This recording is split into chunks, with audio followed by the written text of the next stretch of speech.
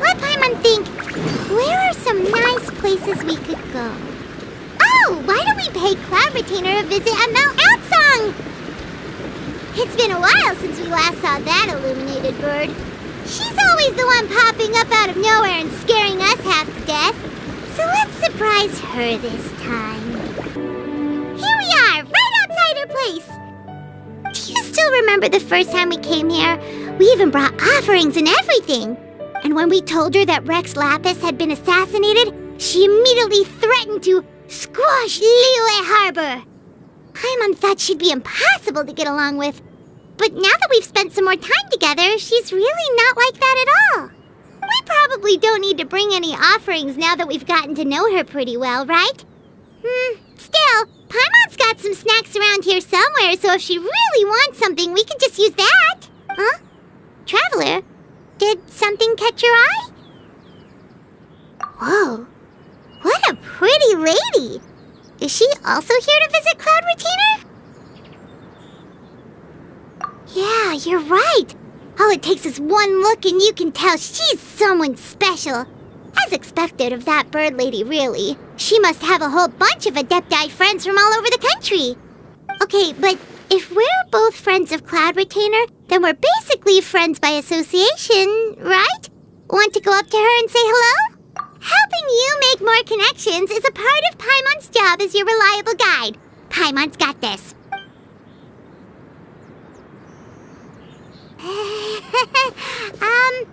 Hello?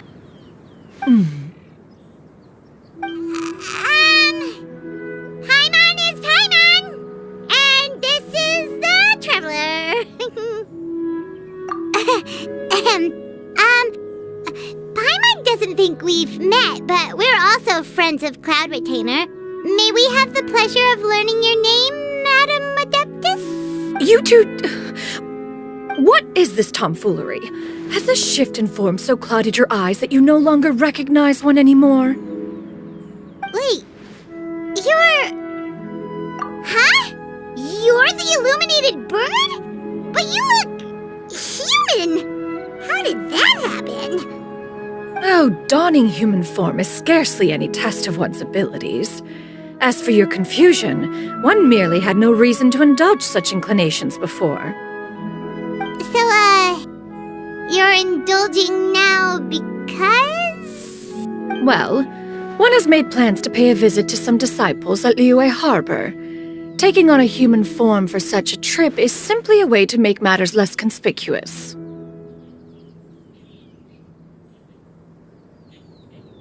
You?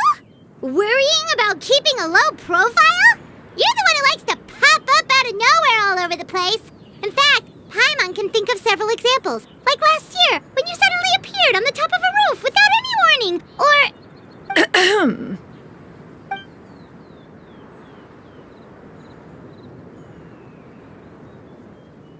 Hey, didn't we agree not to bring that up unless she asked?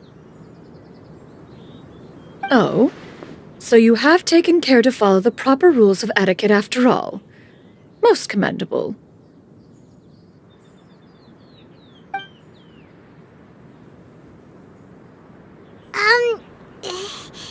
Well, this is all Paimon's got. You don't mind, right? One has never found oneself lacking in basic comforts. On the contrary, it is the gesture that one values above all else. So long as you've shown proper respect and consideration, the quantity or quality of the gift is but a trivial matter. That kinda makes Paimon feel a little guilty for trying to keep them for herself. Anyway, where were we before you reminded Paimon about the gifts? Ah, right. So by disciples, you must mean Ganyu and Shenhe. It's also been a while since we last saw them. Maybe we can come too. One planned to extend the invitation even if you had not raised the matter yourself. Shenhe and Ganyu should be quite pleased to see you again. However, one would first inquire as to the reason behind your visit here. You have cause to seek one's company? Yeah, we just found ourselves missing you and wanted to see how you were doing. We were hoping you'd tell us one of your stories. Who knew we'd run into your human form while we were at it? Is that so? If there are no urgent matters at hand, then let us make haste for Liyue Harbor. Ganyu is likely still working at Yuehai Pavilion, so that shall be our first stop. Sounds great! Then let's all go to Liyue Harbor!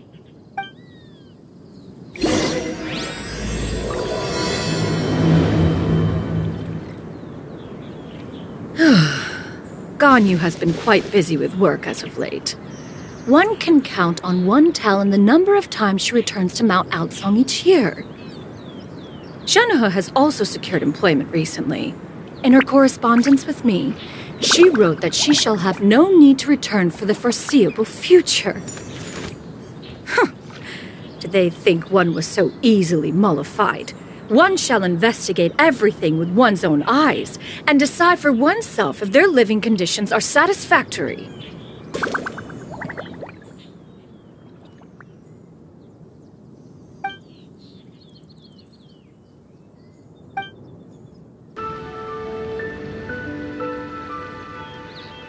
We're almost at Yuehai Pavilion. Hey, do you think Ganyu will be shocked to see Cloud Retainer like this? Guess we have no idea if Shenhe and Ganyu have ever seen her in this form before. Wait, where did she go? Why are you just standing there, Cloud Retainer? Quietly now. One shall stay here. You two can go and meet with her.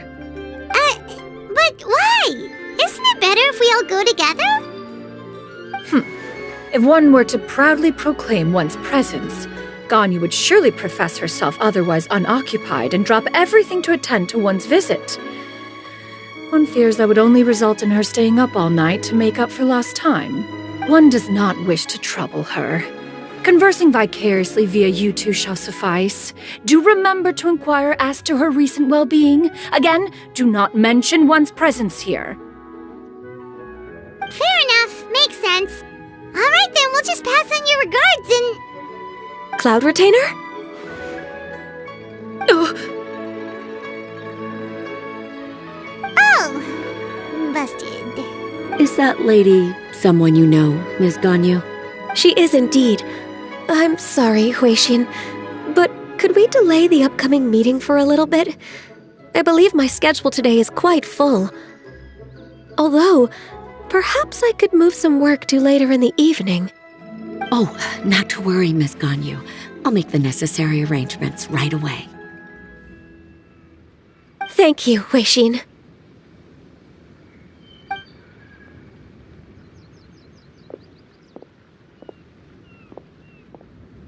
It's been a while, Ganyu.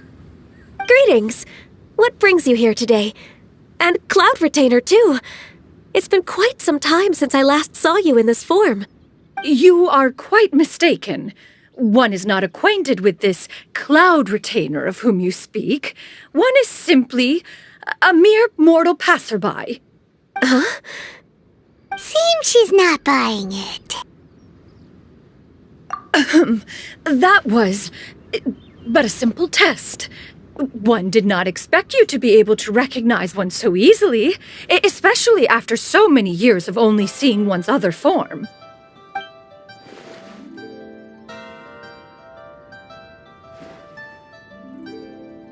But recognizing you is, my responsibility as your disciple.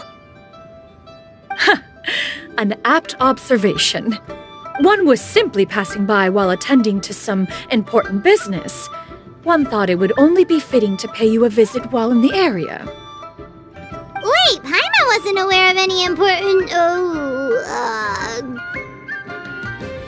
Cloud Retainer's right! We've still got something super important to do, so we can't stay here for too long today. Oh, is that so? But it's been so long since we last saw each other. One simply desired to see you and had no intention of interrupting your work. A quick conversation should suffice for today. A more involved reunion should wait until you find yourself less occupied. I understand. That should be fine.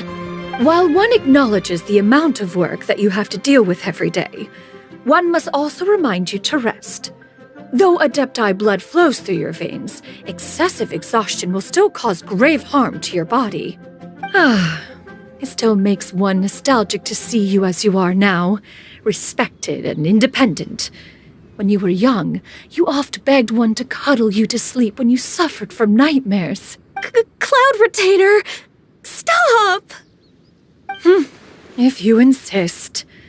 We are running short on time regardless, so one will refrain from going into each and every story. Why don't you continue your conversation? One shall simply stand by and listen.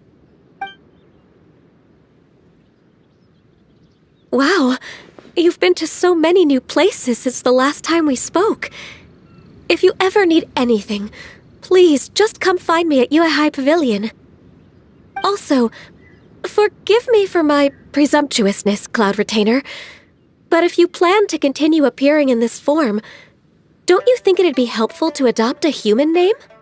A human name? Huh. You raise a valid point.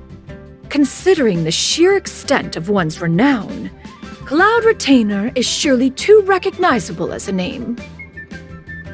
You really think so? Not that you're not famous or anything, but that famous? You presume to know the extent of one's illustrious achievements. One would hardly think such a thing to be possible. Nevertheless, Ganyu's advice cannot be ignored. From this point on, when in public occasions, be sure to refer to one as Xianyun.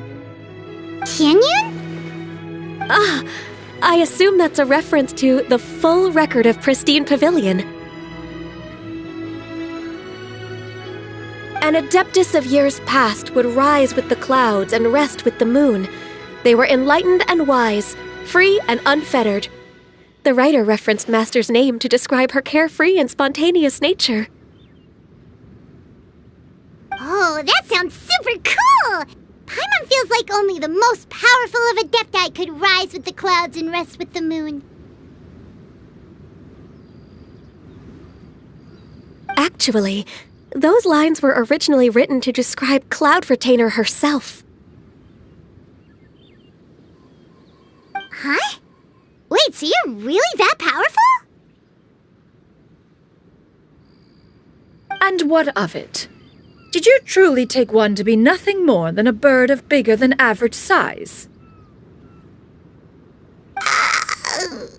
Not exactly. To be fair, Cloud Retainer rarely speaks of her past accomplishments. The tales of her past can only be found in ancient texts. It is said that once, a long, long time ago, there was a severe drought in Liyue. Left with no choice, many people left their homes, while others spent day and night praying to the Adepti.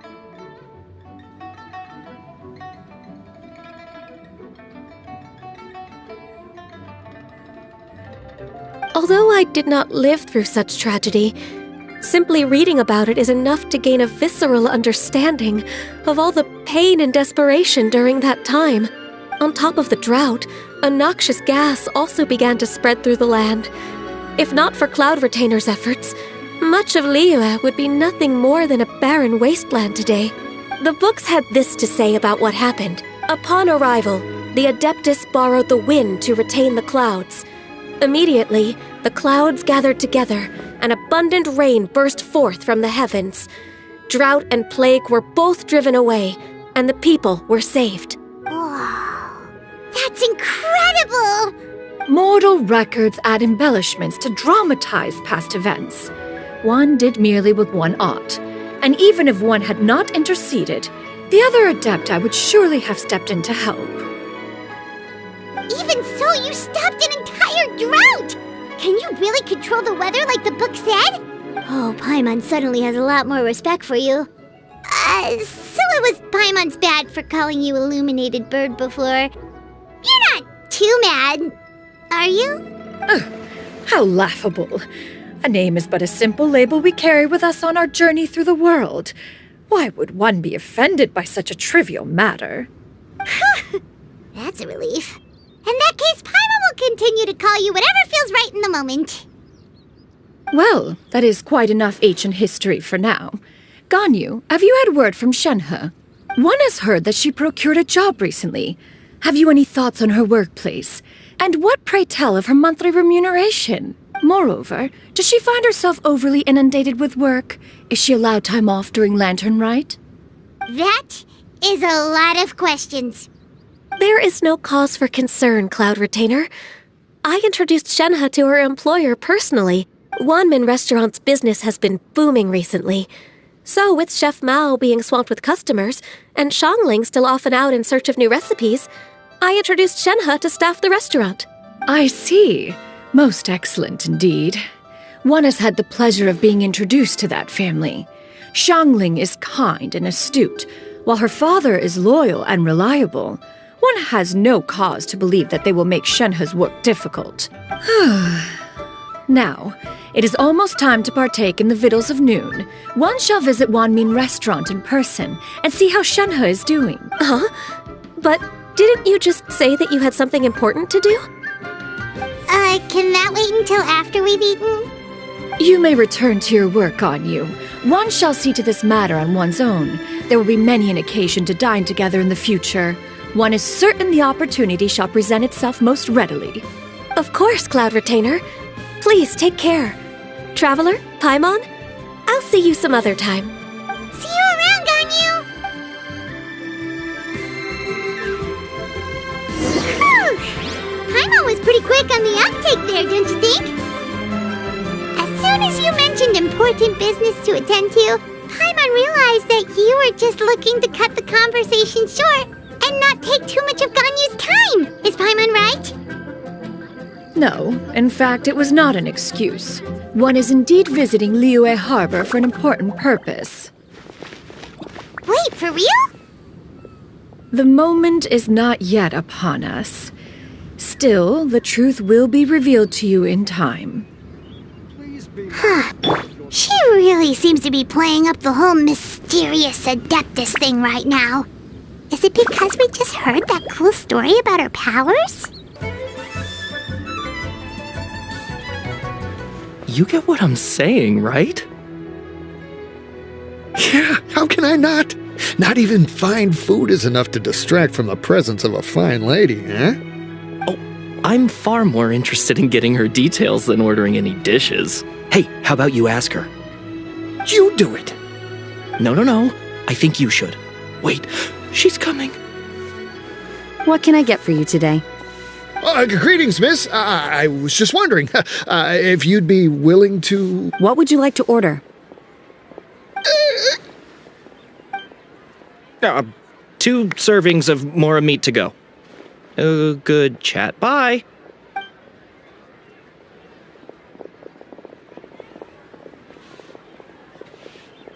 Shenhe! Welcome. It's been a while. May I take your order? Don't welcome us as guests and greet us as old friends in the same line. It's weird. Mm-hmm. Oh, and this is? This is Miss Xianyun. Master? Huh? One does not recall ever revealing this form to you before. How were you able to ascertain one's true identity with such ease? I've trained and lived with Master for more than 10 years. I would recognize you no matter what form you take. You... Is something the matter, Master? Hardly. One simply learned of your employment from your letter and came to check on your well-being. And check out the great food, too! Indeed. It's almost lunchtime. My apologies. I'm still on the clock and can't talk for very long. Well, if it isn't the traveler in Paimon, are you here for Shenhe? The lunch rush isn't in yet, Shenhe. So I've got things covered for now. Go ahead, sit down and enjoy some time with your friends. I'll let you know if things pick up. Thank you, Chef Mao.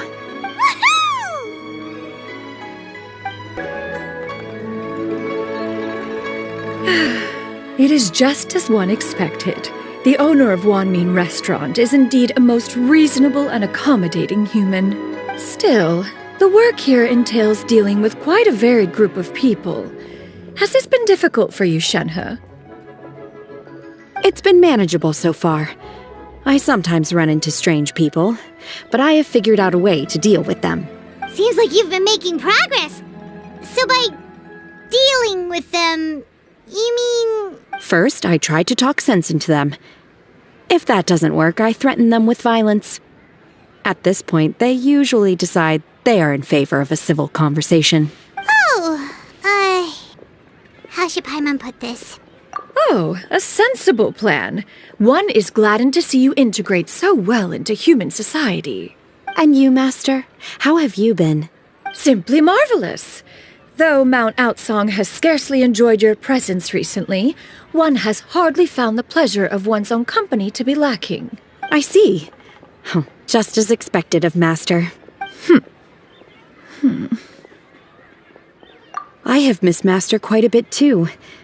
Even though work has been busy lately, I've already had a conversation with Chef Mao about taking some time off soon to visit Master. Oh, you did? Do make note of such matters in your letters in the future. There's hardly a need to keep one in suspense. Whoa, her mood shot up just like that. By the way, Master, since you are in Liyue Harbor, have you had the chance to visit Ganyu? Indeed. She is similarly preoccupied with her work. There was time only to exchange a few simple pleasantries. Ganyu told us the story of Cloud Retainer's name. It was amazing. We never knew how powerful she was before. I see. In that case, allow me to also share a story about Master's past. Oh? Is that a problem, Master? I believe this to be a good topic of conversation. No, not a problem. One was simply caught off guard. But no matter, please, proceed. One is most curious to see how much of one's own conversational prowess you possess. Master once participated in a race against Mooncarver. After Mooncarver lost, he insisted that Master's ability to fly gave her a natural edge in such a contest. In response, Master agreed to forego flying in return for being able to use one of her devices in the race. Mooncarver accepted, only to find Master with a brand new device on the day of the contest. What kind of device was it? It was a mechanical vehicle made out of iron. What was it called again? Oh, an electro-powered bicycle? Oh, you refer to the bicyclical Thunder Flashmobile. One spent 49 days conceptualizing and crafting it. It need only be infused with adeptal energy, and it can cover thousands of miles in one day. Oh, it boggles the mind why Mooncarver ever supposed he might best me in a contest of locomotion. Though he sprinted with all his might, he could barely keep up. Alas, the one flaw of my mechanism lay in its weakness against mountainous terrain. One was thwarted mere seconds from victory, when it was thrown off course and failed to make it across the final stretch. Truly a most unfortunate turn of events. Anyway, do go on, Shenhe. Master, that was the end of that story. Is that so? With you gone, one has seldom felt the desire to call upon those old fossils for another contest. What is a race without spectators, after all? Have you been lonely, Master? Lonely? At one's age, entire human generations come and go in the blink of an eye. Even one's own self-directed musings can span several days and nights. 'Tis a most foreign sentiment. The mere mention of it is preposterous. What is the reason for that look upon your face? It's nothing. It's just... Well, Paimon gained a lot of respect for you after listening to that story of you summoning the rain and everything. But all it took was a few words out of your mouth and it's like you're back to being that illuminated bird again. Paimon's just a little bit confused. Which one of the two is the real Cloud Retainer? To me, they are both, Master. One is the master that's widely revered by the people, while the other is the master that I respect and adore. One finds oneself exalted yet again with sweet words of praise and flattery of a most extravagant nature. You chose to exalt one with your words, yet you refuse to grace Mount Outsong with your presence for any extended period of time. One would almost question the sincerity of your estimations. This is not to say that your words paint an inaccurate picture. One has always lived by a single ideal. Eschew all action and abide by no rule. One does as one pleases and speaks as one pleases. Others may critique or praise as they see fit, yet one places little weight in such judgments. She got 2 sentences of flattery from her disciple, and it's as if her ego is about to burst. Do you have any empty tables?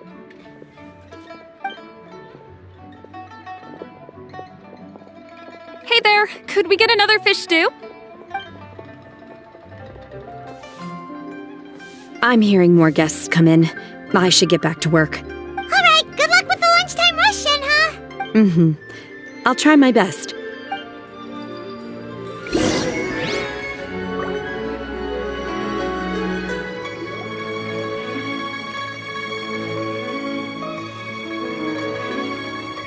So much yummy food! Paimon's gonna feast! One is fond of all kinds of delicacies and delights in a multitude of flavors. The dishes here demonstrate no shortage of culinary skill. Their unique flavor profile has left one more than satisfied.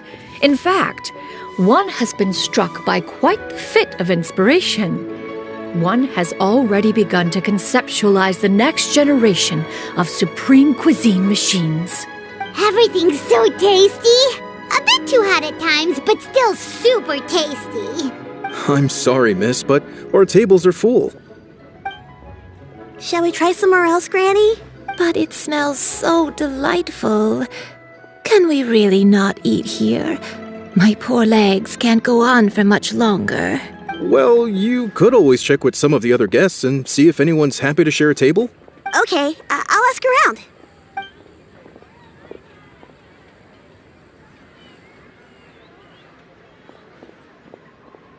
Excuse me, would you mind letting us share a table with you? There are no empty tables left, so... Well, Paimon doesn't mind. What about you guys? Great! Thanks so much. My name is Xianyun, and this is my granny, Yuandai. Granny? Yep. Is there something wrong with that? No, Paimon's just a bit surprised. She looks so young. Yeah, a lot of people compliment Granny on her youthful looks, but she's actually much older than she appears.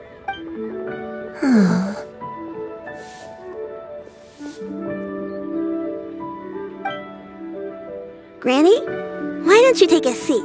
Come on, it's not polite to stare. Huh. Have we met before? No. 'Tis a fated meeting, then. Please, take a seat. What would you like to eat, Granny? I can order for you. I want braised earthworms.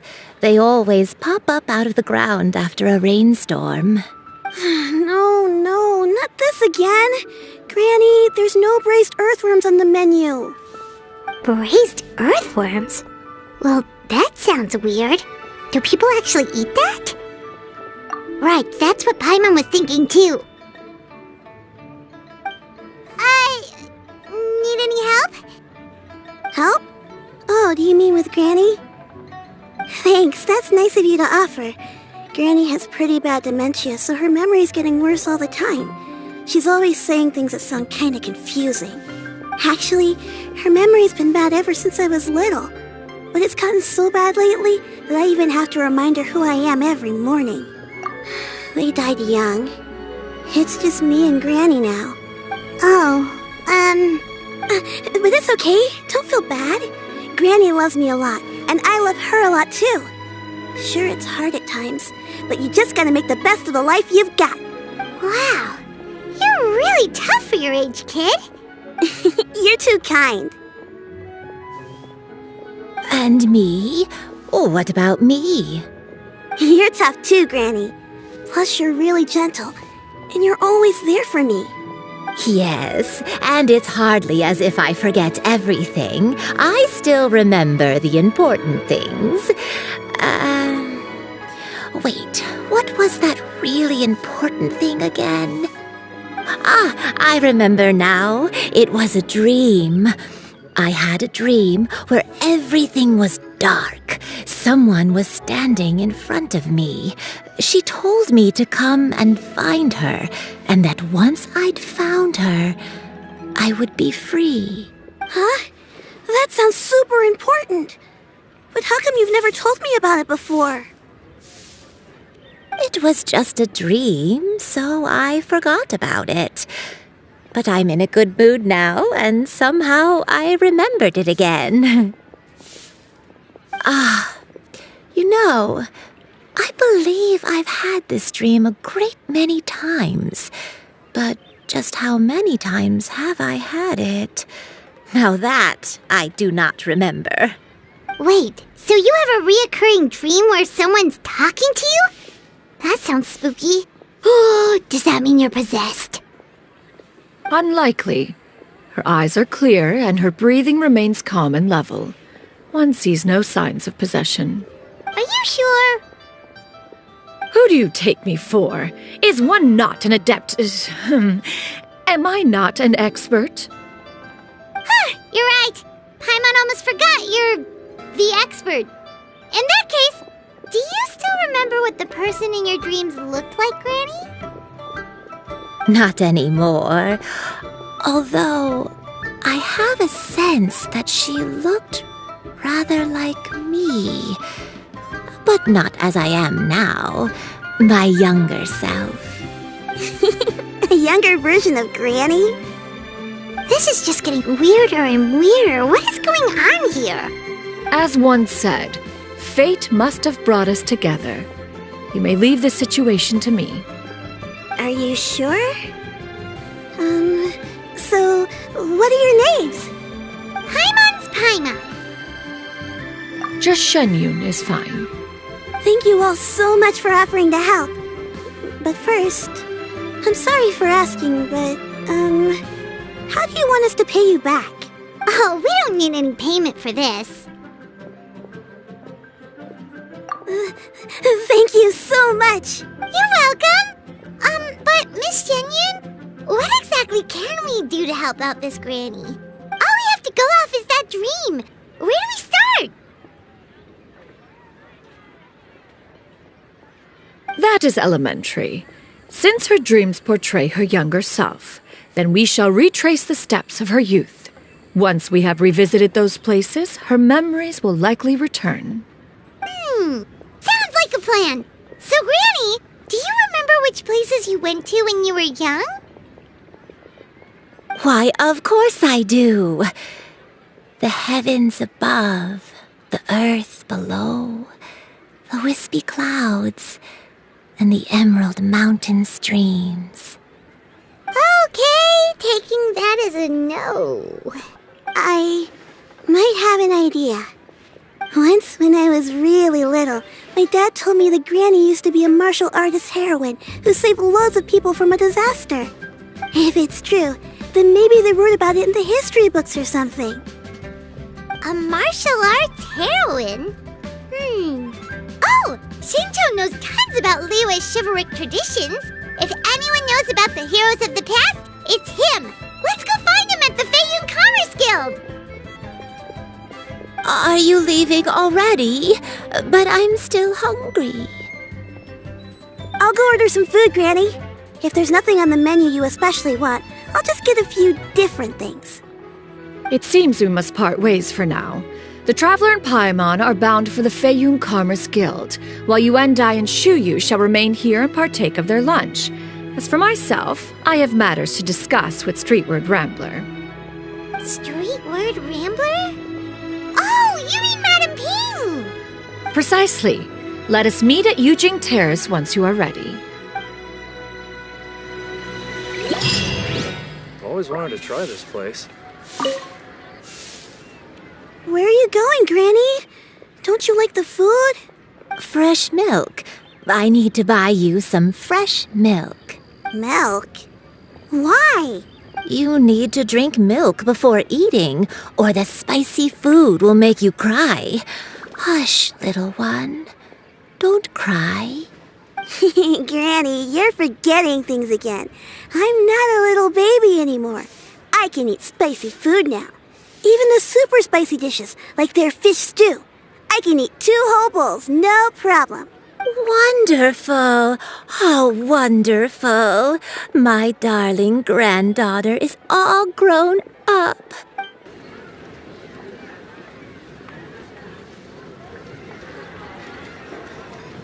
Huh.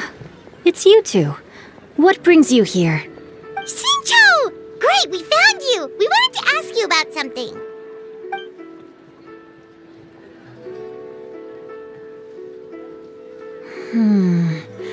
That's not a whole lot of information to go off of. I don't know if I can say for sure. I can't pinpoint her identity from your description alone. But considering her age, I am reminded of a nameless heroine who's been featured in various chivalric novels. Nameless heroine? That's right. The novels often speak of a great drought from 50 years ago. As the people suffered, a nameless heroine appeared and began to clear away evil spirits in bandit camps. The people idolized her, but never learned her name. All they knew was that she always acted alone. Later, though, she supposedly fell in love with a similarly noble-minded exorcist from Mount Tianheng. They were well matched in more ways than one, often fighting together as a fearsome duo of otherworldly strength. After the drought ended, the heroine and the exorcist left the public eye and began living a reclusive life in the mountains. All that remained were tales of her incredible accomplishments. The way this nameless heroine faded from fame into obscurity later in life is not too dissimilar from Miss Yuandai. I hope that's somewhat helpful. Thanks a lot, Xingqiu. We knew it'd be worth talking to you. It's nothing at all. Just something I came across while reading.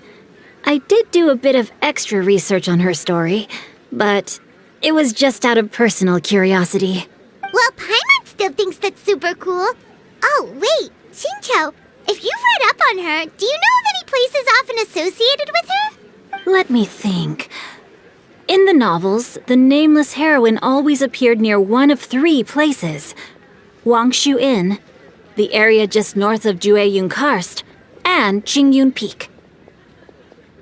Perhaps the real-life heroine who inspired the character was also often seen near those 3 places. That would explain why those locations appear in the various novels written about her. You're welcome. To be honest, I found some parts of the story confusing when I first came across it. If Miss Yuandai was indeed the original inspiration for the character, she may just be able to help me put the pieces together. It's rare for a chivalric hero to fade into obscurity during their lifetime, even after retiring from the public eye. But no one ever saw or heard from the nameless heroine again. There were even rumors that she became extremely ill. I've never understood why someone would go to such lengths to erase themselves from public memory. It's almost as if she was trying to hide from something. There's probably... We'll be sure to tell you if we manage to uncover the truth. That's a deal. Perhaps, behind the truth of it all, there lies a story more fantastical than any work of fiction. Paimon feels like we just learned so much from Xingqiu. A drought, a nameless heroine, a life of seclusion. Wait, why does the story sound super familiar? Oh, right! There's a drought in this story, too! Xingqiu, are droughts super common in Liyue or something? Well, they used to be. But people have long since developed methods to prevent them, like by cultivating the soil or digging canals. So while droughts do happen from time to time, they are rarely regarded as true disasters. The drought 50 years ago is probably one of the worst we've had in the last several centuries. The crops withered, the streams ran dry, and the monsters in the mountains became rabid and agitated. Countless caravans were attacked, and people who lost their homes came together to form bandit groups. What started as a natural disaster soon became a human tragedy as well. That sounds awful. Yeah, and that's exactly why the nameless heroine was so beloved. She must have been someone of true integrity to do so much for the people while asking nothing in return. Still, as terrible as that drought was, it was nothing compared to the truly calamitous disasters that befell this land in ancient times. They say that back in those days, disasters were both more severe and more common. Only the strongest of Adepti could hope to dispel the ruin and devastation. Do you have any other questions? We're good for now. We're just going to head back and meet up with Miss Xianyun and the others again.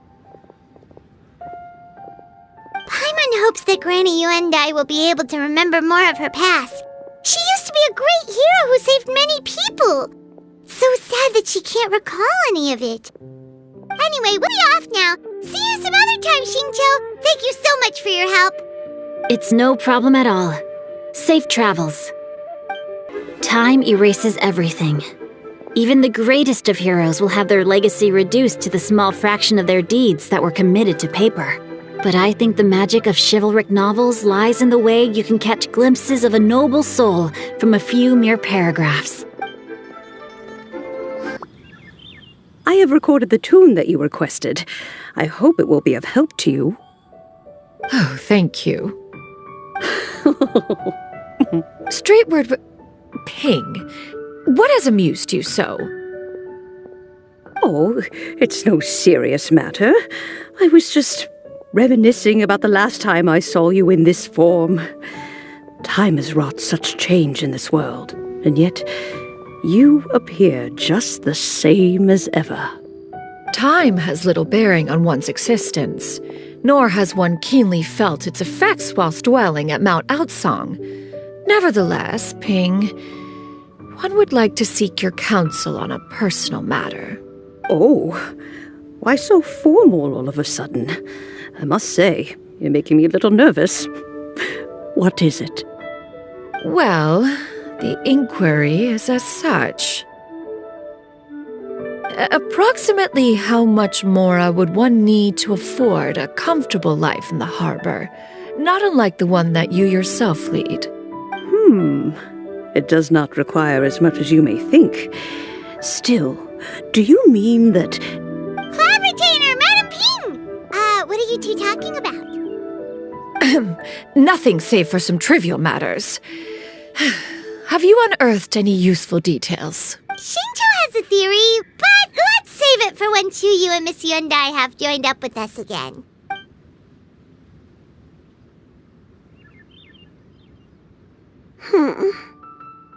Do not be troubled, young lady. Here, have some tea. Thank you so much. What do you think, Chuyu? Does it match up with what you know of your granny? According to the story, the nameless heroine eventually fell in love with an exorcist from Mount Tianheng. Maybe that's my grandpa. I don't have many memories of him, but there was this one time I found a box in her attic full of a bunch of weird sigils.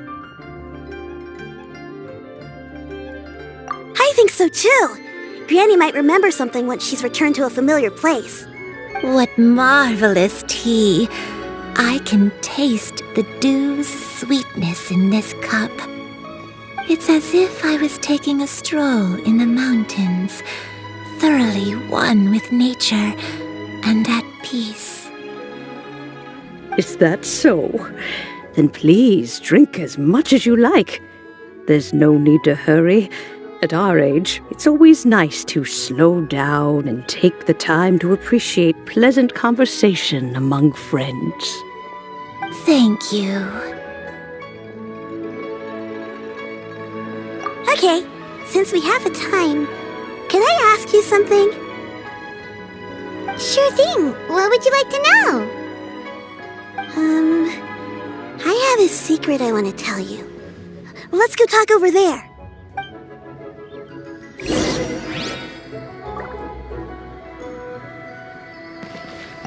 You can taste the sweetness of the dew? It's just a feeling. The sensation of stepping out into the mountains on a cool morning, gazing upon the small droplets of water hanging from the leaves, and feeling the sweet stream of water soothe a parched throat with every swallow. It's a sense of calm and serenity, one that stretches on and on until days become weeks, weeks become years. This is a peaceful neighborhood.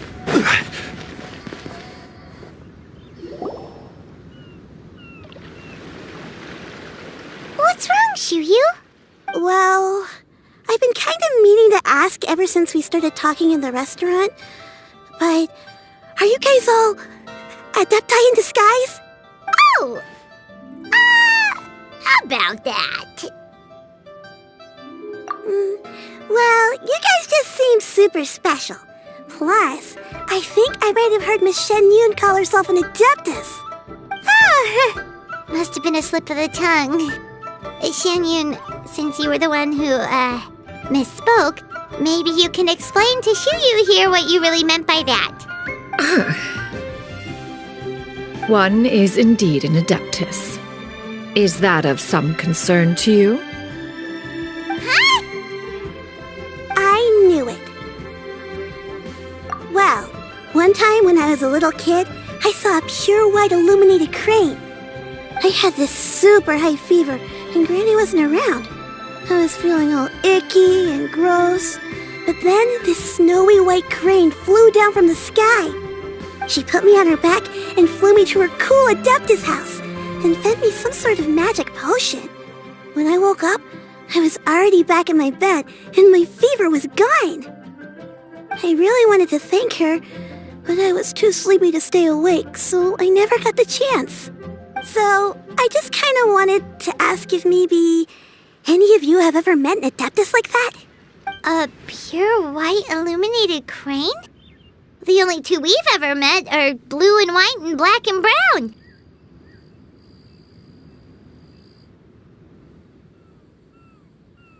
Have you ever met one that's pure white, Cloud Retainer? Never has one met an adeptus with such features. One surmises such a description is but a hyperbolic embellishment that oft results from narrative accounts. That's weird. Was it really just a dream then? Well, even if it was just in my head, it doesn't matter that much anyway. All I really want is to help Granny recover her memories. I'm really grateful for all your help.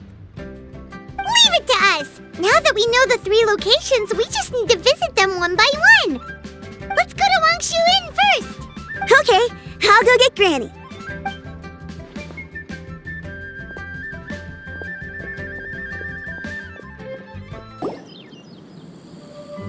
Wangshu Inn. Wangshu Inn. Do you remember this place, Granny? Yes. The fish here is very delicious, and if you look out into the distance, you can always spot a bird that's been left behind by its flock. I believe I used to have a room here. It had a window. Yes, I spent a lot of time looking out that window.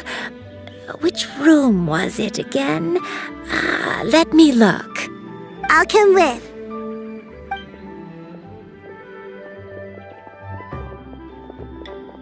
Paimon's still having some trouble understanding what she's talking about, but if she's so familiar with this place, that must mean she lived here, right? Wait, huh? Whoa! Xiao! What are you doing here all of a sudden? You scared the living daylights out of Paimon! I sensed a non-human presence and decided to come take a look. If you're here, then there's likely no trouble afoot. I suppose there's no cause for concern. It's been a while, Cloud Retainer. I see you have returned to your previous form. I have indeed. I fought alongside her in this form on many occasions during the Archon War. Oh, wow! What was she like during the war? Oh, wait, let Paimon take a guess. Was it anything like this? Behold, the glory of one's newest invention, the Bang Bang continuous fire mechanism. Hands up and surrender, or be prepared to face the full might of the Adepti. An impressive imitation. Paimon knows her all too well. Even so, Cloud Retainer was not always as ostentatious as you describe. You may be unaware, but her talent with Adepti sigils is just as formidable as her skill in mechanics. The Archon War reached its peak after Guizhong's death. The Cloud Retainer who fought beside me in those devastating battles was taciturn and solemn, only speaking when she had to activate her sigils. A Cloud Retainer who barely talks? Paimon can't picture it. But what happened after that? If you were so powerful in your human form, why did you decide to take up your bird form again?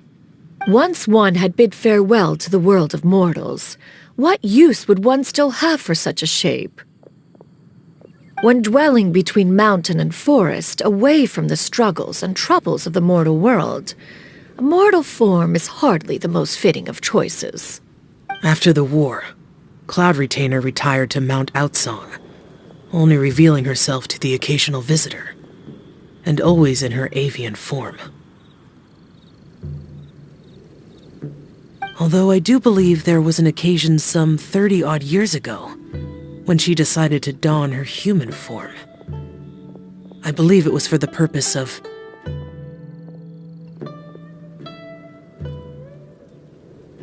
One believes there is little need to relive bygone matters.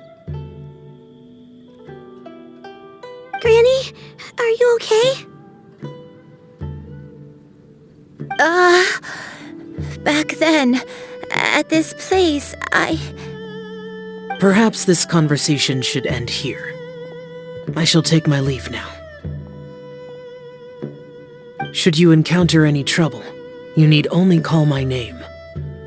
However, given that you are traveling with Cloud Retainer, I trust you are in good hands.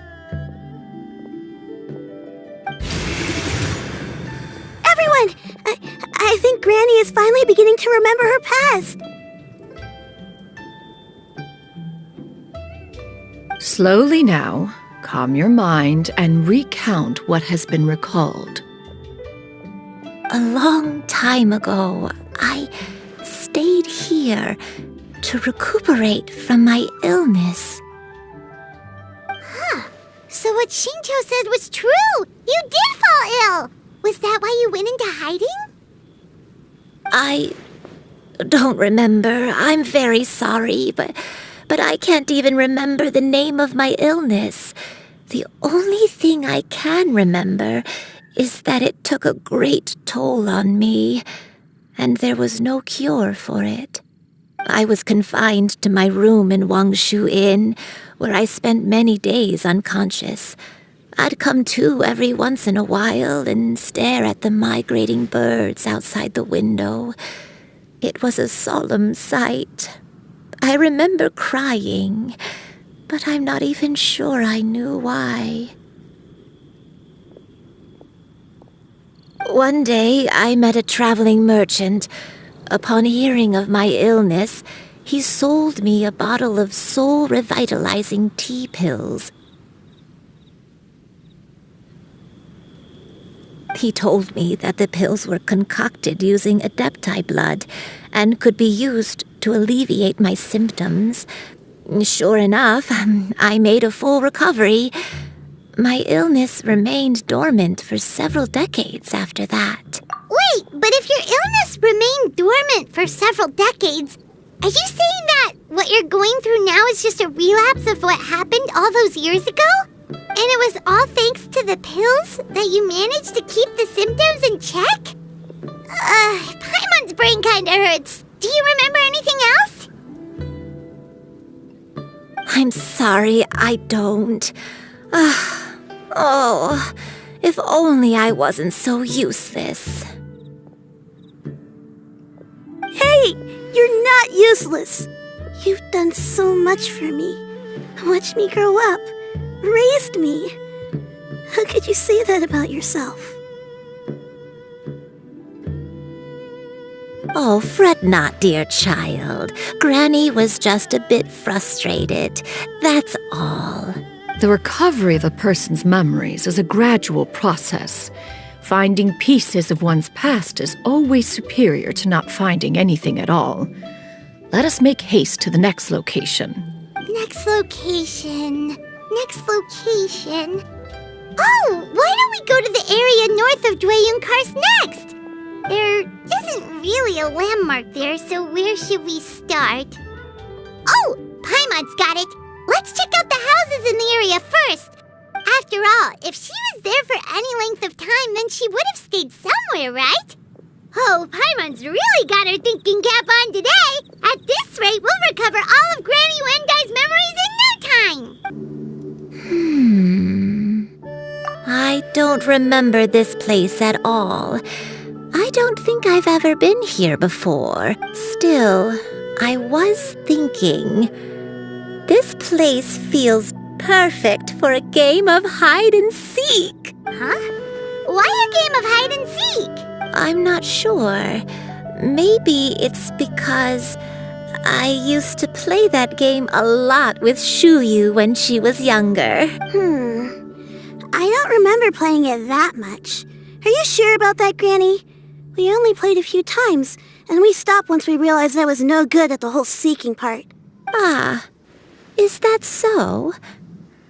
Then I must be mistaken. Not here then. Let's try somewhere else. Whoa, why are there so many treasure hoarders here? Guess it's time to round up some bad guys. Fire! Well, with rocks. Watch out! The hunter. Here comes. Hey there! The hunter. Ha-ha! Watch out!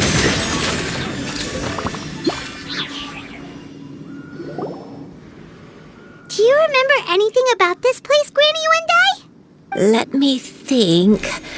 I feel like I've been here before, but I don't think I stayed here too long. I might have just rested here briefly before continuing on my way. Got it. That's okay. There are still plenty of other places we can check. Wait a second. If I remember correctly, I believe I brought... Ah, yes, I brought some sweet snacks with me. Go on, take some. You need to eat a lot if you want to grow big and strong.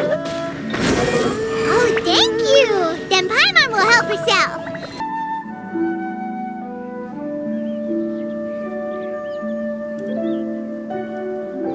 Paimon sees an abandoned house! Why don't we take a break over there? This place, it's...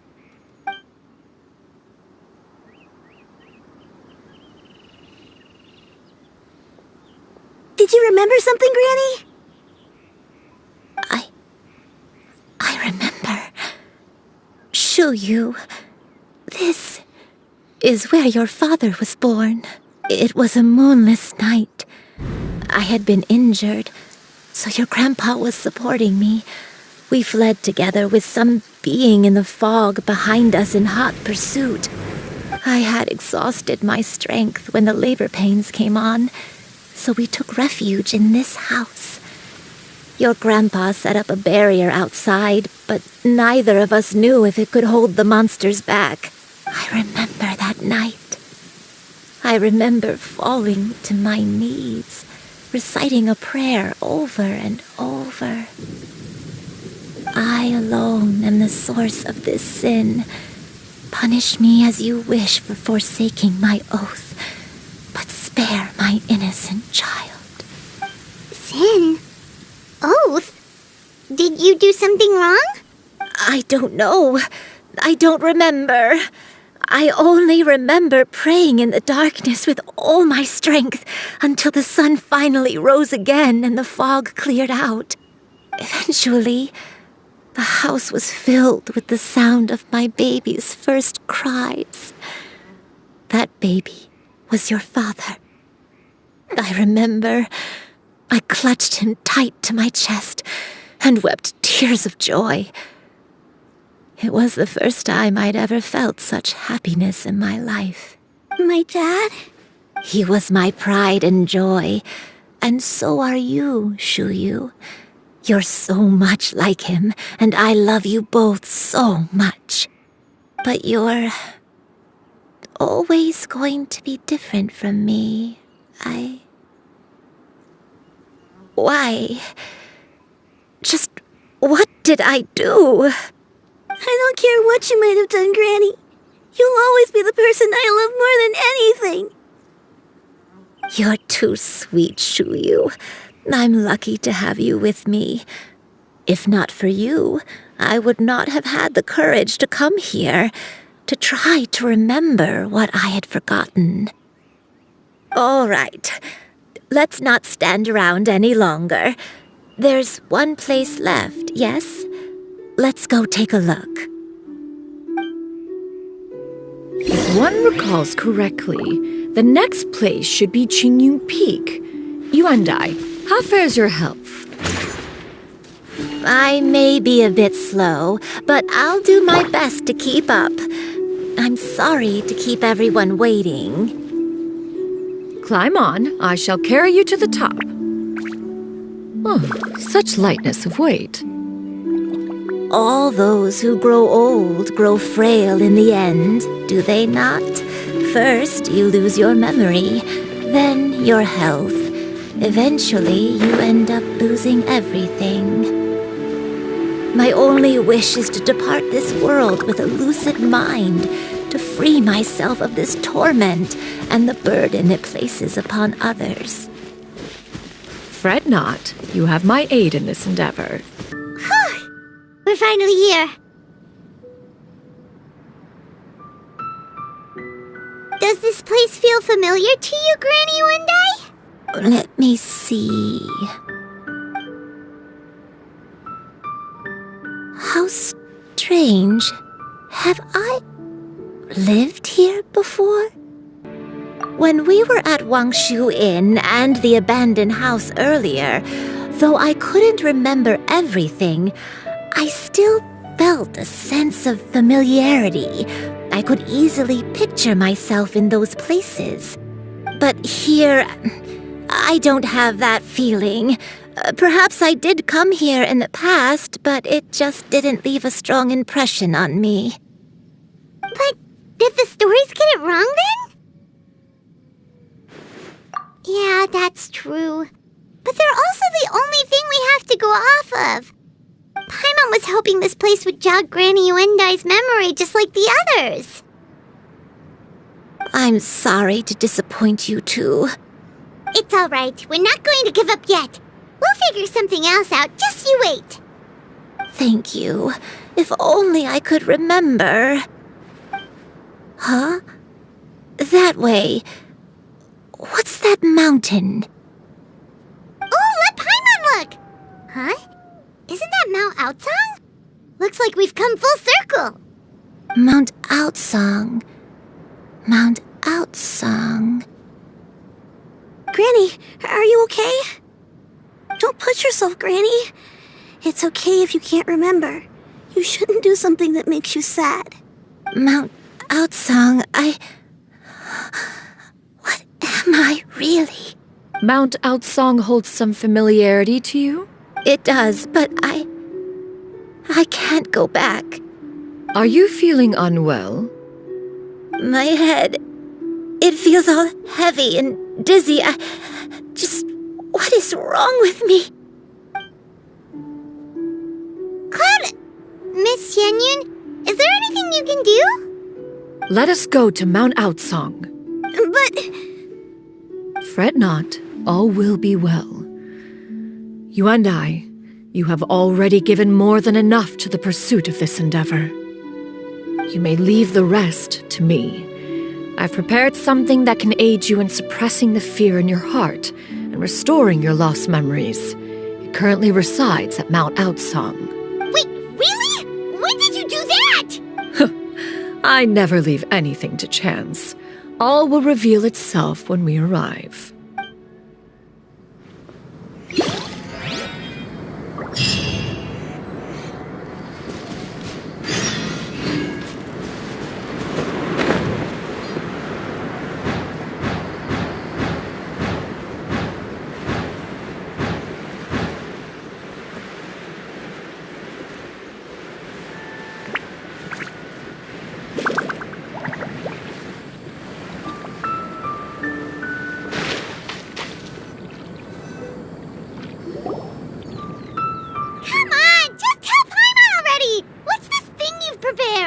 Here, this is it.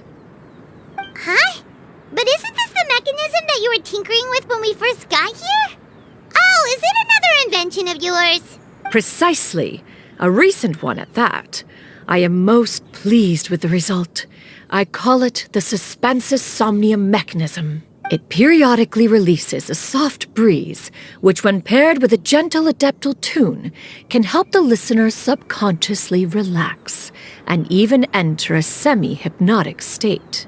Soothing agitation and anxiety, relieving exhaustion and insomnia, its potential uses are numerous indeed. And of course, it can also aid in the recovery of lost memories. Whoa, what a cool gadget! But if you had it all along, why did you keep it to yourself until just now? We could have come to Mount Outsong right off the bat and saved time on a lot of floating. How preposterous. Had Yuandai not recalled much of her past through her own efforts, the device would have nothing to draw upon. We Adepti can only help those who first resolve to help themselves. Had she lacked such determination and strength of character, one would have little to offer in way of assistance. Paimon thinks she gets it now. Hey, what's that other thing? As previously mentioned, a gentle adeptal tune is required to take full advantage of the mechanism. One secured such a tune from Streetward Rambler.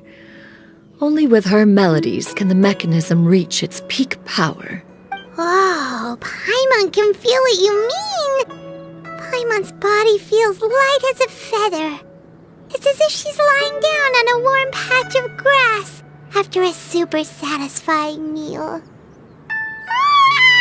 And you, Yuandai, is the mechanism helping you to relax? It appears she has already succumbed to the depths of reverie. Come, join one on this side. We shall give her some time to herself.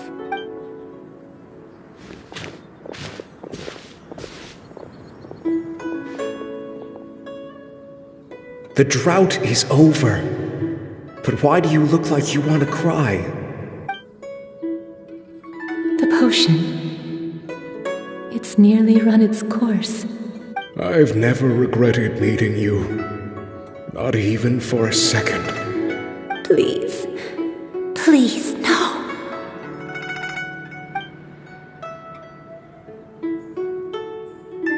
Have you forgotten? This is the world you left behind. One of gentle breeze and morning dew, perfectly straddled betwixt the realms of heaven and earth. This is your home. This is where you belong. You should have never left. The you of the past, the me from not that long ago. We should have never.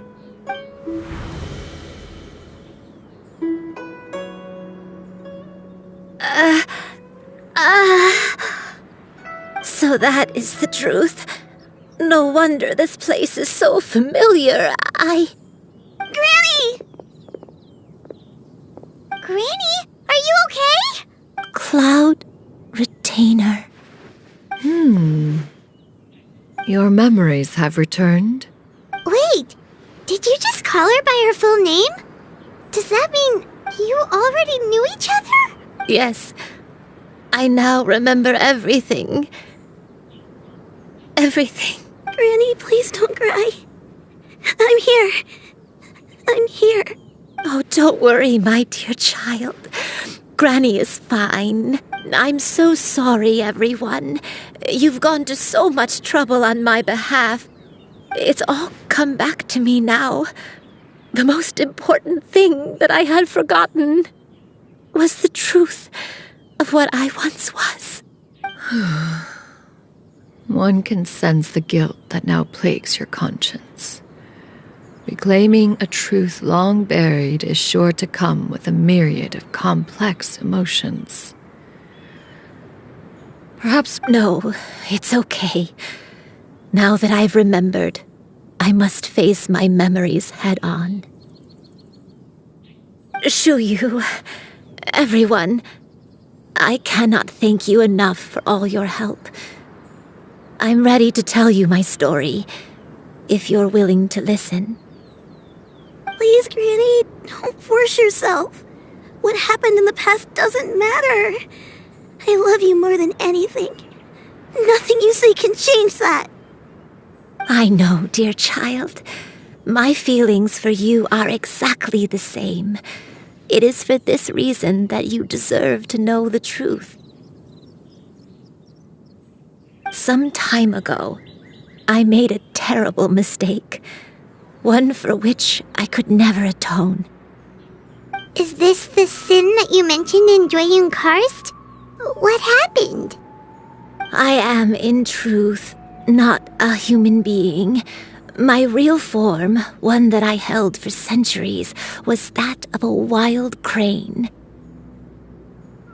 I spent many, many years living on Mount Outsong, bathing in the soft breeze and drinking the sweet dew of the mountains. At some point, I somehow gained wisdom and sentience. The Lord of the Mountain, Cloud Retainer, became aware of my existence and began to share many stories with me. She even passed on the secret of cultivation to me. Though she never took me on as a formal disciple, I always saw her as my master. Whenever she took out her tools to work on mechanisms or new inventions, I would also stand next to her and watch. I even contemplated completing my training and becoming an adeptus in my own right. I followed her teachings, and time gradually passed us by. Until that fateful day 50 years ago.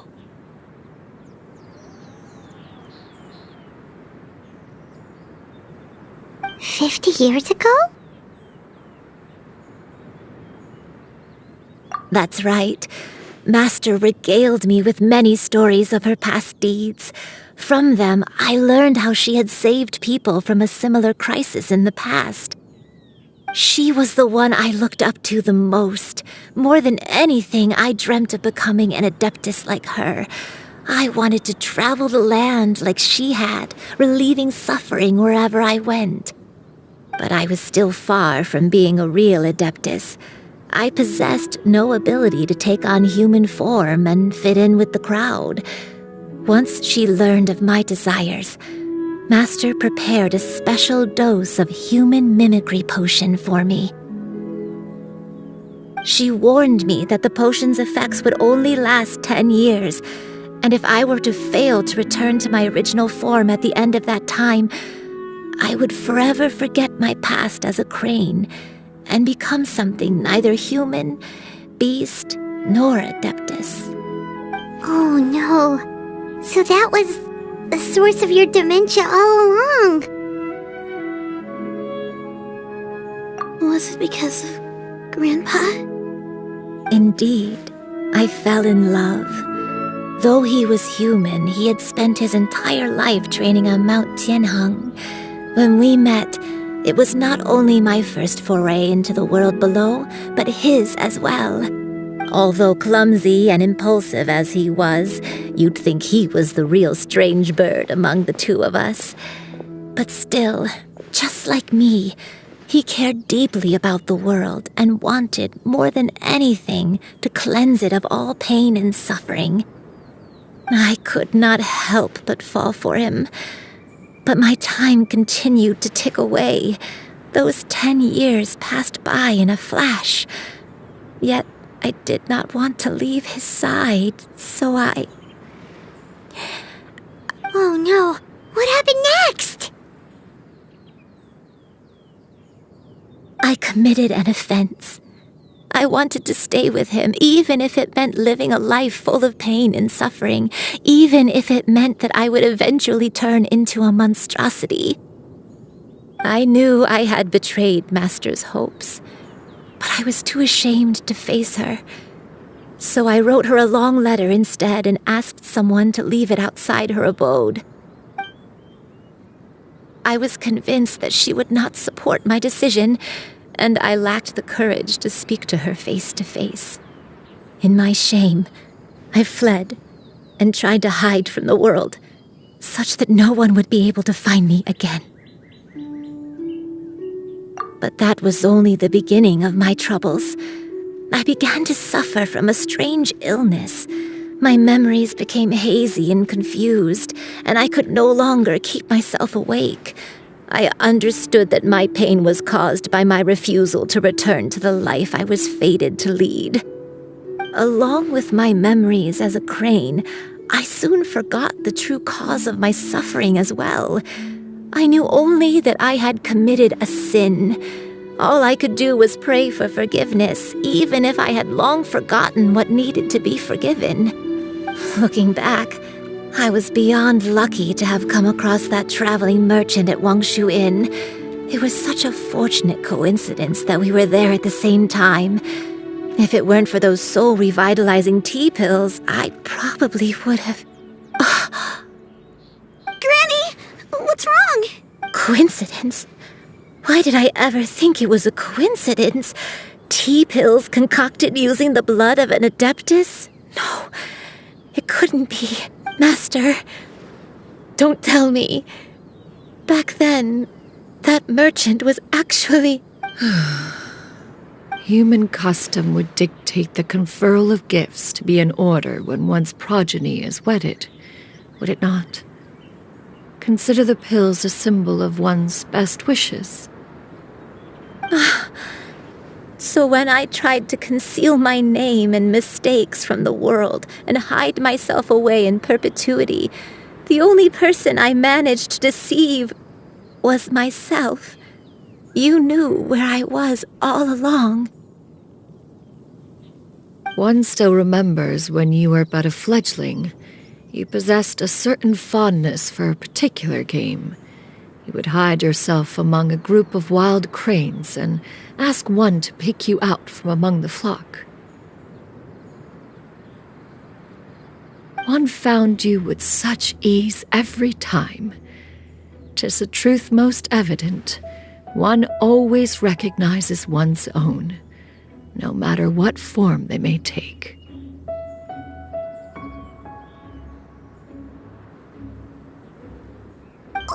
Wait! Paimon's confused!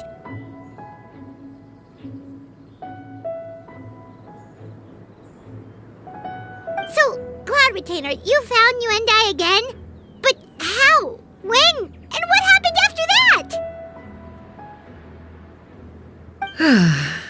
Perhaps it is now time for one to recount the rest of the tale. One was furious upon receiving your letter. Seized with anger, one set out to bring you to your senses.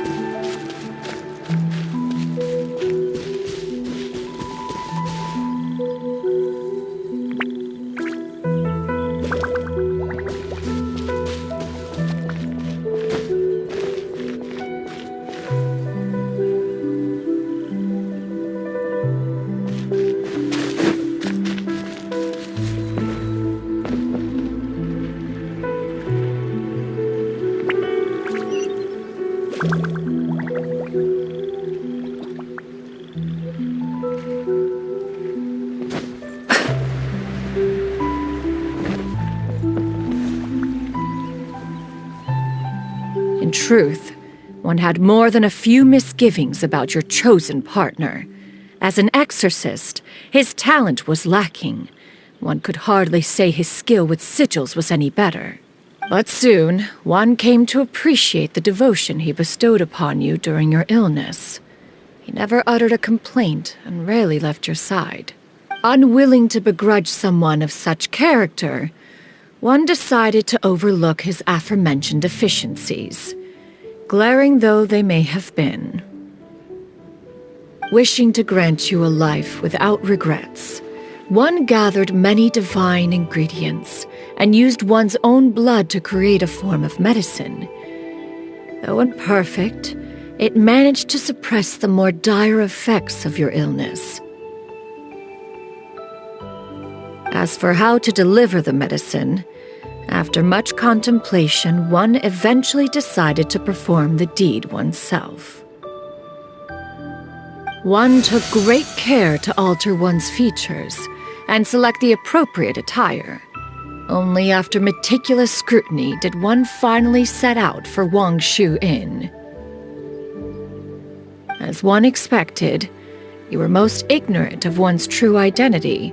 You showed not even the slightest inkling of recognition. One was quite torn.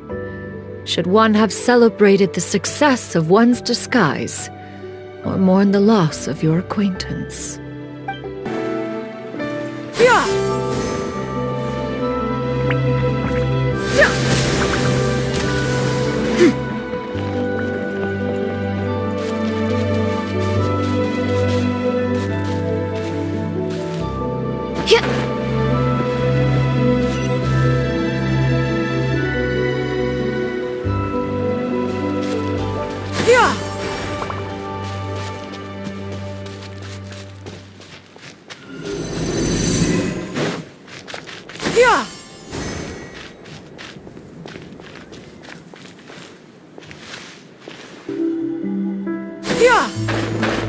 Nevertheless, one would speak to you about another matter, if you are amenable.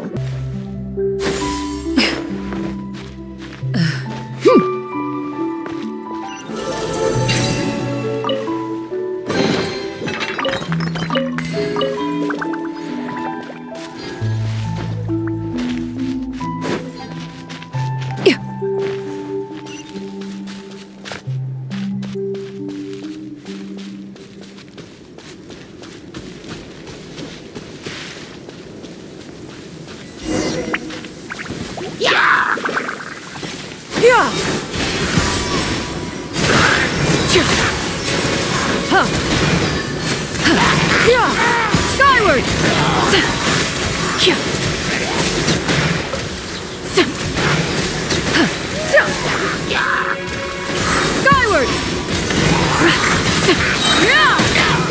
Seize the skies!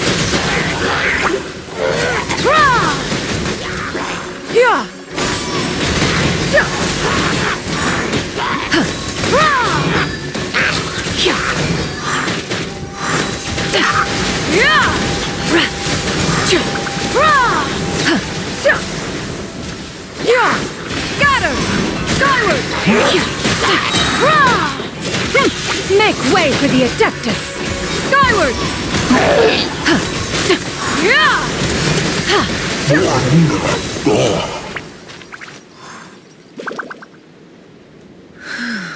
Those monsters would hardly have pursued you with such ferocity without sufficient incentive.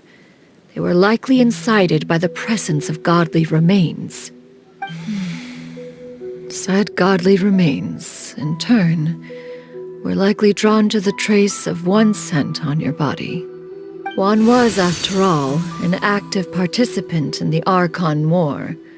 Some of the gods were likely shattered by contraptions of one's very making. In the end, one was relieved to see you endure through the night. At the break of dawn, one heard an infant's cry pierce through the air, and one saw you carefully cradle the child to your chest. Although certain mortal matters remain foreign to me, one could not help but be moved by your joy. To see you happy, That was more than enough.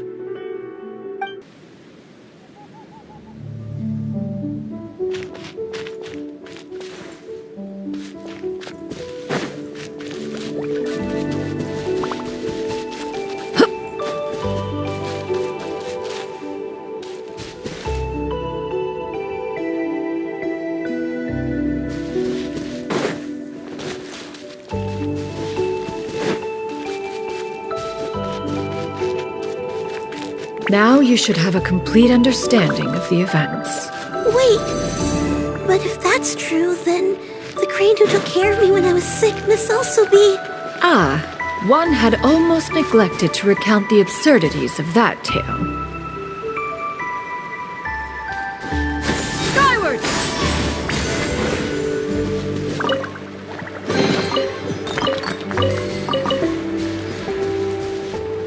Yeah! Scatter! Skyward!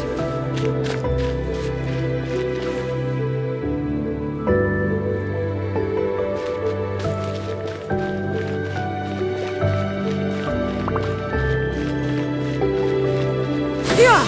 Skyward!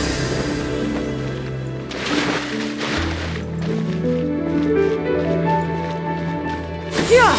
Skyward! Just as Yuandai troubled one with her antics, so did you give one many a headache. Upon finding you burning with fever, one made plans to bring you back to one's abode for treatment. However, upon seeing one's form, you began to cry, refusing to get on one's back.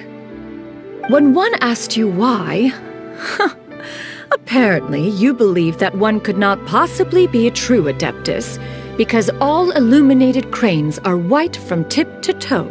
One had no choice but to apply powder to one's body to conceal the variegated nature of one's appearance. You became more than amenable enough when one stood before you devoid of any other coloring. It bears mentioning, however, that as a crane, Yuandai was nearly entirely pure white in color. Though you had never encountered her in that form, you still recognize the essence of her being. Perhaps fate brought you two together in more ways than one. Now all has been revealed. One owes you an apology, Yuandai.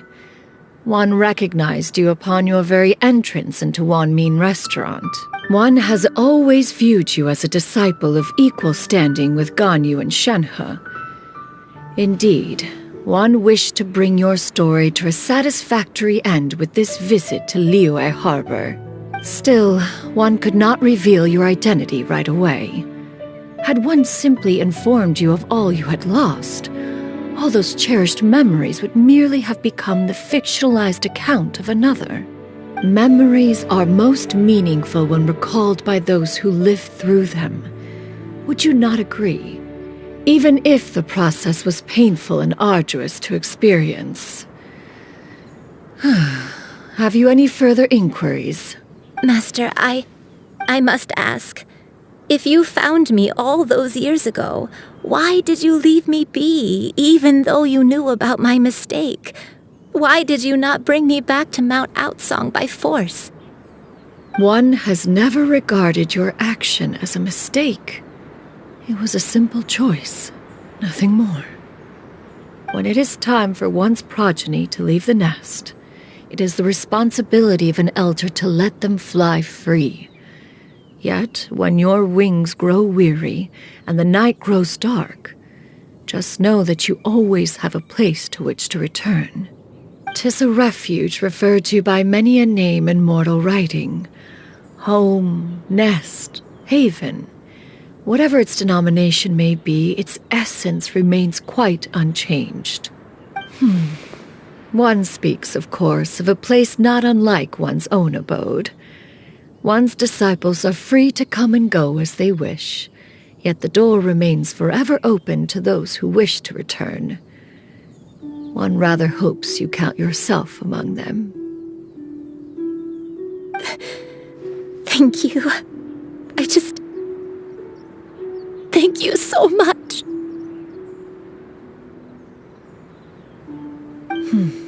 Yuandai. One expects you too have sensed the rapid deterioration of your condition as of late, have you not? 40 years ago, you chose a path without a future. Though one used one's own blood to provide you with a few decades of extra time, it merely delayed the inevitable. One may have extended the path, yet one was unable to alter its final destination. Even the power of an adeptus has its limits. Had your condition continued to deteriorate, you would have forgotten your life as a human entirely. In the end, you would have turned into a creature lacking in the ability to even comprehend its own monstrousness. Fortunately, you were able to avoid that scenario by reclaiming your memories. Though one sped the process along by providing some guidance, the result is entirely a reflection of your own effort. So, what's gonna happen to Granny? One will help her reclaim her original form as a wild crane. If it be fated, she may recover her sentience one day. She's gotta go back to being a regular crane, huh? Master, you've already done more than enough for me. I don't know how I could possibly repay your kindness. This is a better result than I could have ever hoped for. How much time do I have left? Not long. The transformation is imminent. Granny? Please don't leave, okay? You're all I have left. Please! Don't be sad, dear child. Granny has led a wonderful life. My only regret is having to leave you behind. Don't forget to eat well, okay? A growing young lady like yourself needs lots of good food to grow big and strong. Promise Granny you'll take good care of yourself when I'm gone. I promise, Granny. I'll do whatever you say. Good girl, good girl. Don't worry. It's not goodbye forever. Granny's gonna become the most formidable crane in all of Mount Outsung. Granny will train day and night. I won't stop until I can turn into a human without having to rely on anything but my own power. When that day comes, we'll be able to live together again, you and I. How's that sound? Good. That's a good girl. Even though we won't see each other for a little while, as long as we both work hard, we're sure to meet again someday. I'll eat well, Granny. I promise. And I'll wait for you, no matter how long it takes. I'll wait for you to come back. That's a good girl. Then Granny really has no more regrets. I'm so sorry, Master. Thank you for everything.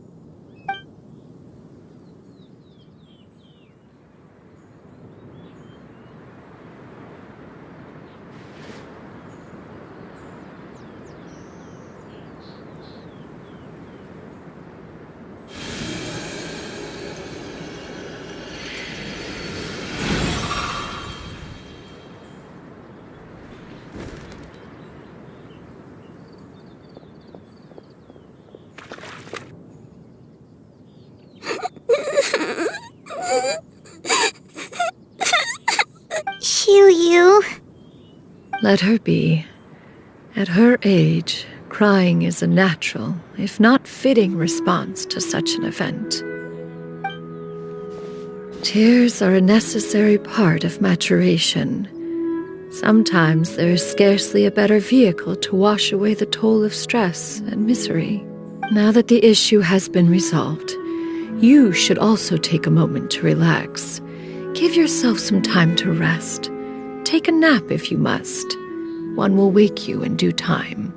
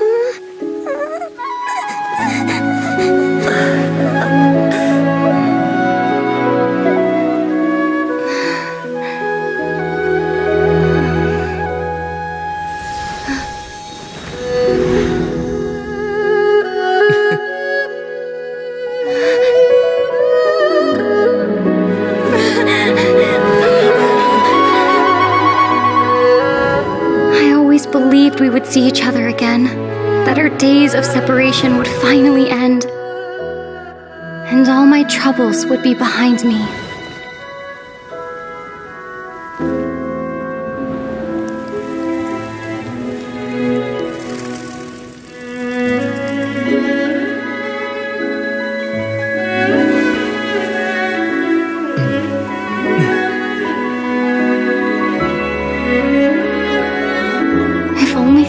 Stay this way forever.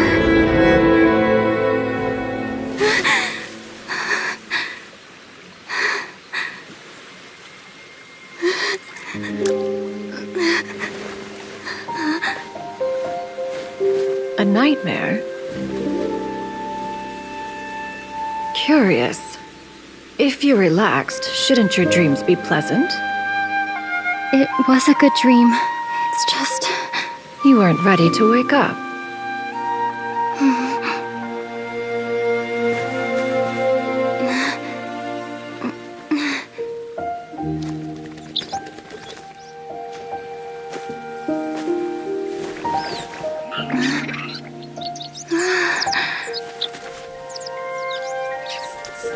Eloquent as one may be, words of comfort are not one's strong suit. You are doing all you can. One can see your strength of will, your fearlessness in the face of danger. And so, whatever your dream may be, one believes that you shall achieve it. Of course, whenever the perils you face overwhelm you, or you become weary, one is always here for you. After all, as an elder, it is only right to look out for the young ones.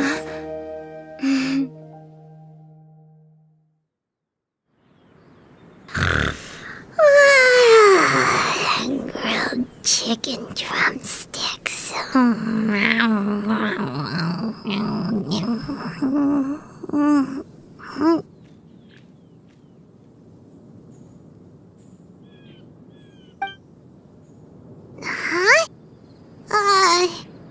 Was Paimon sleeping just now? Oh, Paimon wasn't talking to you. Paimon had a dream about eating grilled chicken drumsticks, that's all. Madam Adeptus? Oh, Xianyun, you're awake. How do you feel? I feel a little better. Thanks. I know I'll see Granny again someday, so I don't feel so sad anymore. Madam Adeptus, could I ask you something? Would you take me in as a disciple? Oh, and have you reasons for this sudden interest? I know Granny thought what she did back then was wrong. She felt really bad about it, but without that mistake, I would have never been born. Even though Granny lost her memories, she never forgot to show me how much she loved me. So, I thought maybe one day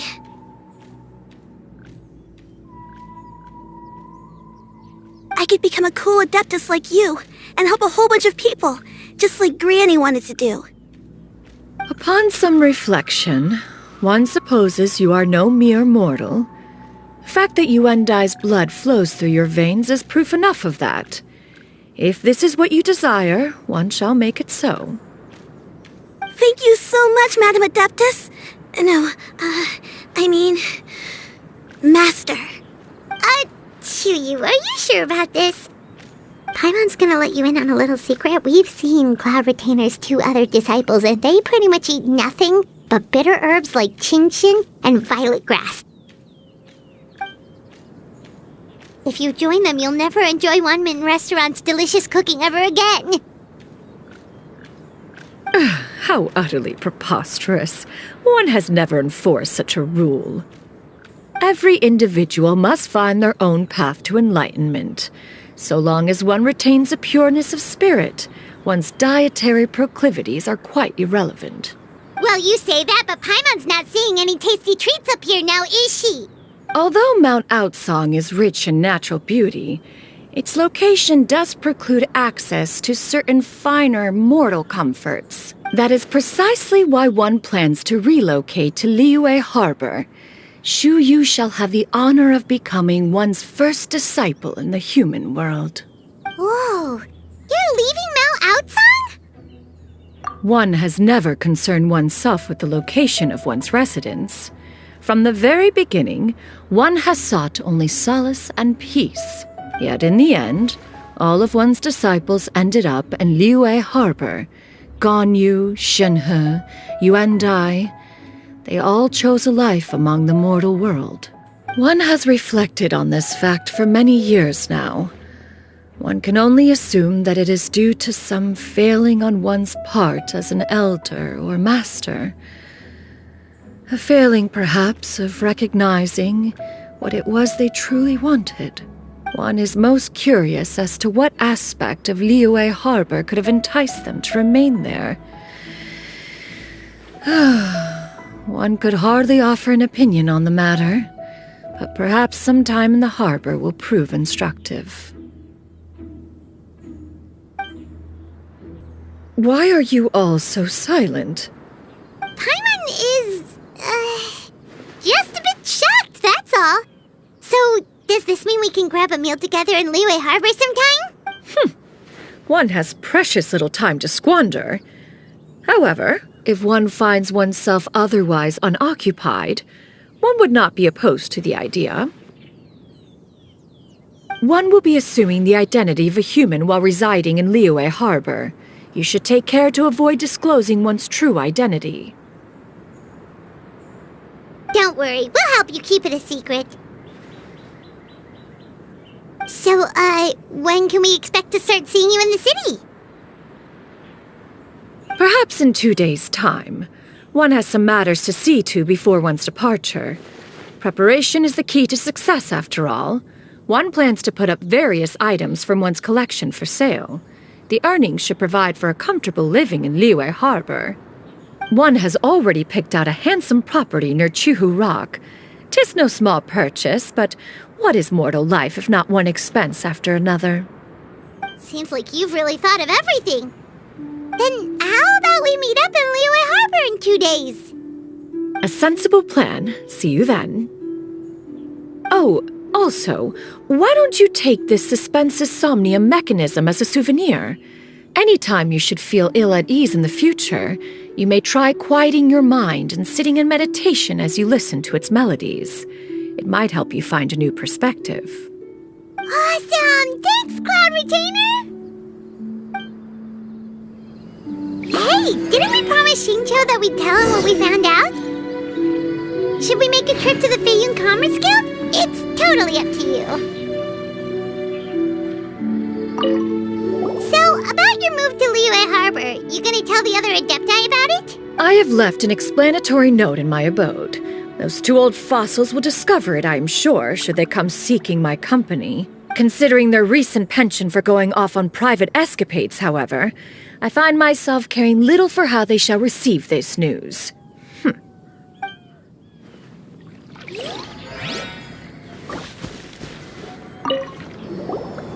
By the way, Xianyun, we have a friend who helped us learn a lot of information about your granny. Is it okay if we tell him the full story? Sure. I don't think Granny would mind. As long as you don't tell a whole bunch of people. I don't think she'd want too many people to know. They might go to Mount Outsong and start bugging her about it. Granny needs to focus on her training, you know? But telling a friend or two is probably fine. No worries. Our friend can keep a secret. We meet again, dear friends. How did everything go? Great! And it's all thanks to you! Ah, I see. So the stories didn't get it right after all. Even though she was a celebrated heroine, she had to bear a heavy burden that most could not hope to understand. Thank goodness for the help of that Adeptus. At least she was able to recover what she had lost. Although I cannot claim to know exactly how their story will unfold from here, I trust the ending will be a happy one. Those united in a common purpose always find a way back to each other in the end. Thank you for helping me fill in the gaps. And don't worry, I'll keep this all to myself. It's not my story to tell, after all. Your concerns are excessive and unfounded. This is but a simple collection of ordinary valuables. Such intense scrutiny is hardly necessary. To be quite honest, your insistence on that fact is my primary cause for concern. In what way are any of these ordinary? Every single item here could be worth more than everything I own combined. I simply can't risk shelling out that kind of mora without proper scrutiny. If I'm wrong, I would never be able to earn it back, not even if I worked every single day for the rest of my life. I have to be careful. Yes, you can never be too careful. We're here, Miss Xianyun. What are you guys arguing about? Ah, perfect timing. This ignoramus is questioning the authenticity of my wares. I'll have you know, these items have remained untouched in my personal collection for several hundred years. To question their legitimacy is pure folly. Several hundred years? Indeed. They're family heirlooms, you see, passed down over many generations, as families are wont to do. Yep, they've definitely been around a while. We can vouch for her on that one. Hear that? Had I not found myself in need of mora, I would scarcely have had the heart to part with them. Indeed, you should consider it an honor to even have the opportunity to behold them with your own eyes. Doubt their authenticity any further, and I may just decide to take them to another buyer. Whoa, please don't go! I apologize for any insult, miss. You see, I know full well that I lack the knowledge to judge the true worth of these items. If you could wait but a moment, I've hired an expert to appraise them for me. He should be here shortly. An expert, you say? Very well. I will wait for a little while longer, then. Traveler, Paimon, this is my new residence. If you have cause to seek my company in the future, this is where you can find me. Master! Oh, it's you two again. Hello. Xianyun! You got a new outfit! It looks great on you. Mm-hmm. Master made it for me. I like it too. Huh? You know how to make clothes? Do I know how to make clothes? With the support of the proper mechanism, sewing is hardly a challenge. Master, I brought in most of my stuff. There's a few boxes left, but they're kind of heavy, so I just left them outside. Fret not. I shall help you move them into your room. Actually, I should probably sort through my stuff a bit first. Everything's kind of messy right now, so maybe you could, not look yet, Master? Yeah, that'd be great. It appears my young apprentice has her own fair share of secrets. No matter. Do what you must, child. Now, this expert you mentioned, when can we expect their arrival? Soon. Ah, there he is! Here, allow me to make some introductions. This is Mr. Zhongli, a well-respected consultant at Wangshang Funeral Parlor and an expert in all manner of valuables and antiques. Mr. Zhongli, this is Miss Xianyun. She's the one who's looking to sell the collection of valuables I mentioned earlier.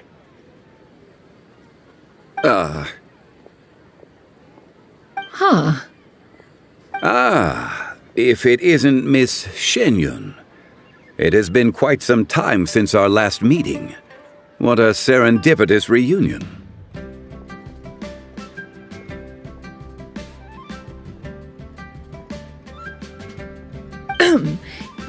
Indeed, most serendipitous. Have you been faring well as of late, Mr. Zhongli? Quite well, thank you. I was fortunate enough over the past few days to enjoy both a stroll in the mountains and a fresh brew of tea from the most recent harvest. The experiences left me with such insight and peace. Huh. So you two are already acquainted? Indeed. How fortunate we are that fate has brought us together again. If you are otherwise unaware, Allow me to inform you that Miss Xianyun is a well-regarded collector and appraiser. She is well-versed in all fields, and oft-celebrated for her impeccable taste. You stand to gain much from this opportunity. You are too kind, Mr. Zhongli. True collectors pride themselves on their wealth of knowledge and eye for detail.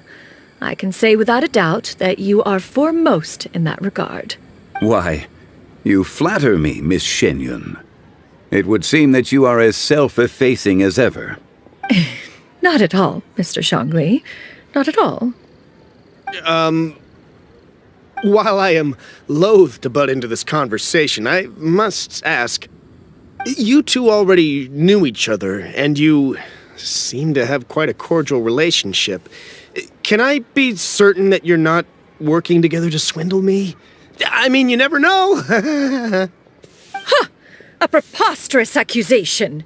The heavens themselves would collapse before we would conspire to do such a thing. Miss Xianyun speaks the truth. Contracts are built on honesty and trust. If that proves to be beyond your capabilities in this instance, this transaction may be taken elsewhere. Say no more. Let us depart. I jest.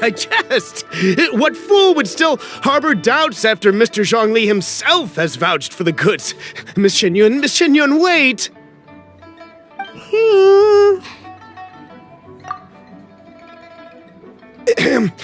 I deeply apologize for doubting you. So, Mr. Zhongli, could you please give me a final verdict on the value of these items? There is no cause for concern. They are indeed rare and precious valuables. Take this mechanism, for instance. Though one may not immediately perceive its purpose, its structure and appearance are exquisite enough to merit it a place in any fine home. The same can be said for this one here. Few could hope to possess an item that so perfectly blends mechanical wonder with geometric grace. I am sure you have heard from your travels that the study of mechanisms is among the most wondrous arts in this world. With that in mind, I earnestly recommend procuring every last item in this collection. All right. Since I hired you as my consultant, Mr. Zhongli, I shall, of course, trust your good opinion. Then, in that case, Miss Xianyun, I'll take the lot. However, since the final sum is quite large, how about we start with an initial deposit through the Northland Bank? The Northland Bank? Huh. Oh, you refer to the fiduciary house. Oh, very well. I fear people only use the term bank nowadays. In that case, I'll be off for now. I'll return to collect the goods once you've received the funds.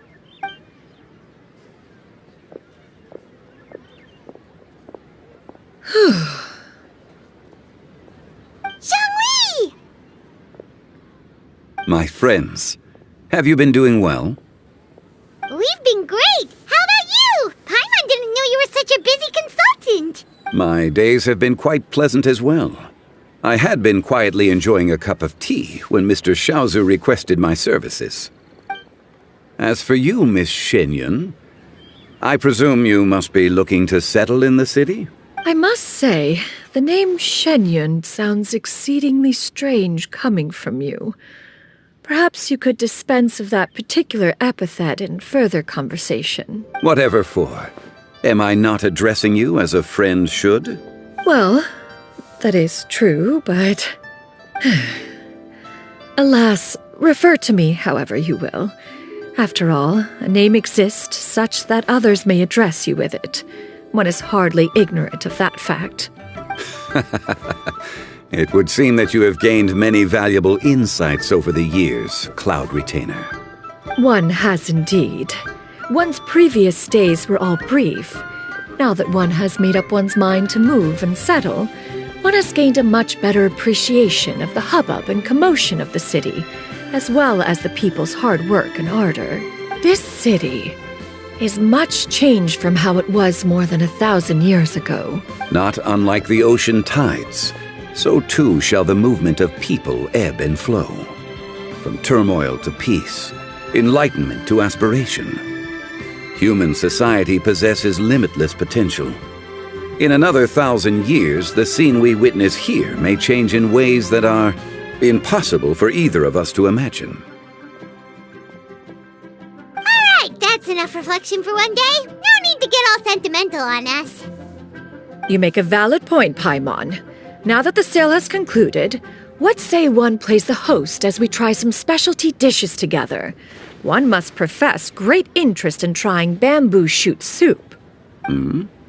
Perhaps you have forgotten, Cloud Retainer, but I once tried my hand at that dish. You were at the table on that occasion, so logic dictates that you should have already tried it. Oh? What occasion was this? It was a reunion between friends several centuries ago. Alas, you must have been too preoccupied to secure yourself a portion.